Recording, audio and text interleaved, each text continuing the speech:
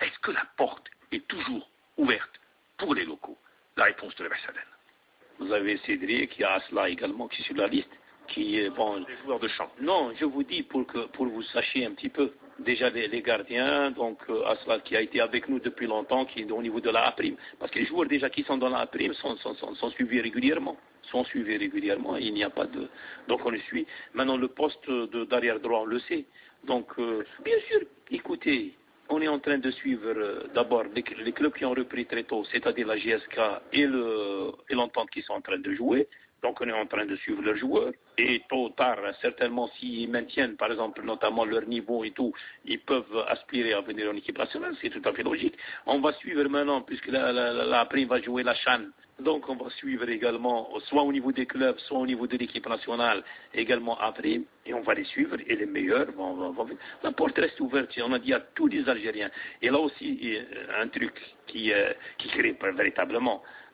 vraiment et dont je suis énervé, c'est que maintenant on conteste, maintenant on dit également les joueurs, il n'y a que des professionnels. Qu'est-ce que c'est? Là, il faut pas.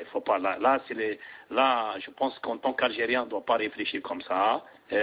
Cette équipe nationale ne représente que des Algériens, et moi je l'ai toujours dit. Et moi je suis très à l'aise parce que je suis résident en Algérie et je ne suis pas binational. Donc je suis très à l'aise pour dire, écoutez, ça commence à... Et là aussi, ce sont les gens véritablement qui veulent casser. C'est pour ça que voilà aussi un élément psychologique très important. On n'a pas le droit, parce que c'est grâce à toute cette famille, et Dieu seul sait comment, même lorsqu'ils se retrouvent, les joueurs, ici, ils ne font pas la différence entre les joueurs. C'est une ambiance. Maintenant, si on essaye, les uns essaient de remonter pour essayer, parce qu'ils savent très bien que la force de cette équipe nationale, c'est le groupe, c'est la solidarité qui est à l'intérieur. Donc ils essayent de casser par ça. Et je pense qu'on va revenir au passé, au mauvais démons du passé. Ça, c'est pas bien, et ce sont des gens mal intentionnés qui veulent nuire à l'équipe nationale, mais on ne les laissera pas faire. Et là, c'est pour ça que je suis monté au créneau, surtout à ce propos-là.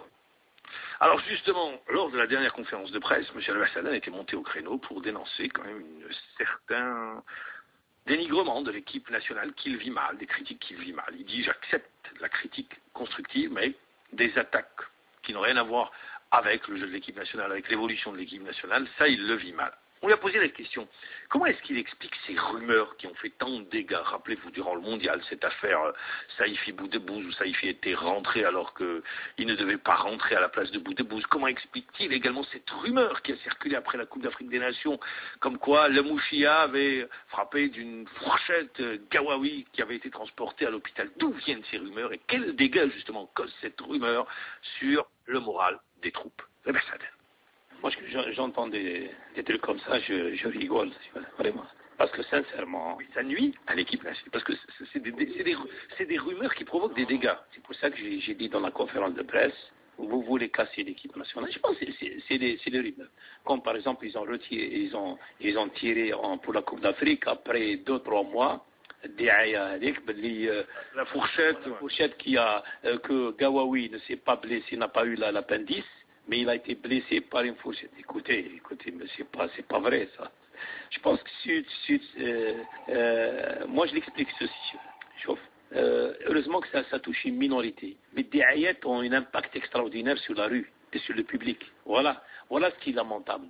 Et là, vous ne pouvez rien. Et moi, je l'explique parce que, écoutez, l'équipe nationale a atteint une autorité extraordinaire et donc il y a des jalousies un peu partout. Mais il faut le dire honnêtement. Et il y a des petits malins donc qui essaient de déstabiliser donc par des diayats comme ça pour déstabiliser. C'est pour ça que moi, je suis monté au créneau la dernière fois parce que je ne lis plus, je ne suis plus la presse, mais de temps en temps, bon, il y a mon adjoint et tout, donc je lis quelques trucs. J'ai dit arrêtez. Maintenant, si vous voulez, on a aimé l'équipe nationale.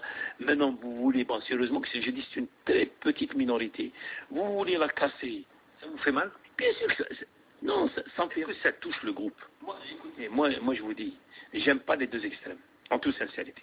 J'aime pas l'euphorie maximale, comment ça s'est passé pour la qualification. Bon, ça a fait beaucoup de bien au pays, pour tout le monde. j'aime pas, parce que là, on se prenait pour, on a oublié qu'on était une petite équipe, et on est revenu, là, donc l'équipe championne du monde, on pensait, bon, on a misé finale avec l'Espagne, bon, ça n'a pas marché, donc c'est pour vous dire, et j'aime pas l'extrême également pour dire, bon, on a rien, l'entraîneur Jorté, l'équipe Jorté, ça, c'est aussi, qu'est-ce que c'est que ça? Il faut rester au juste milieu, ce qu'on est exactement, c'est pour ça que je vous dis, des analyses objectives. Et ça me touche surtout parce que ça vient aussi des spécialistes, des techniciens de football qui n'ont rien prouvé sur le terrain, qui n'ont rien prouvé, qui ne font pas des conférences de haut niveau au niveau international, qui sont des Algériens, mais quoi, écoutez, mais c'est la dynamique qu'a créée l'équipe nationale, il faut pas cracher dessus.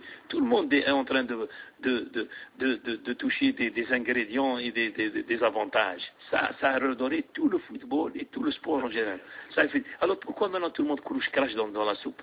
C'est ça qui fait mal, et c'est ça qui, des fois, me dit pourquoi on en fait. Bon, vous êtes blindé à ce niveau-là?